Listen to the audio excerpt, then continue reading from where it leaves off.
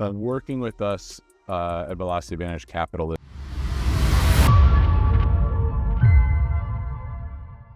we're going to have the same process every single time. Fill out the form, submit it, send it over, connect with us. We'll work with your closing company and you, and just make sure the funds are there and available at closing. Our fees, our rates, all that are going to be at that same price point for a long time.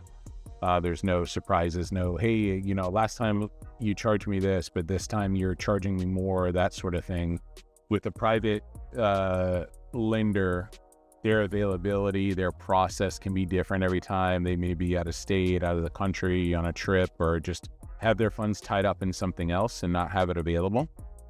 So with us, this is all we focus on.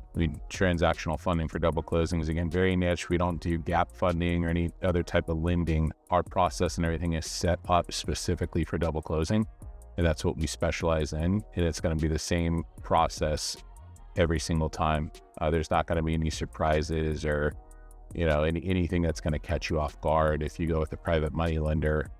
I did it years ago, and you might build a good relationship for a few months or even half a year, but then something pops up in their life or where they want to put their money or what they want to do, and then that falls apart. So it's just inconsistent. It's a clunky process. They're usually not going to take it nearly as serious as we do, because we know on the wholesaler side what it's like to have to get that closing done and taken care of. Anytime you're reaching out to somebody for transactional funding, just verify what their process is, verify if there's any underwriting, verify if they only work with specific closing companies, title companies, attorneys.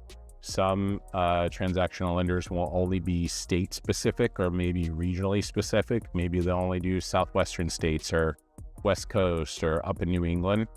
We actually fund nationwide, so we can fund deals anywhere.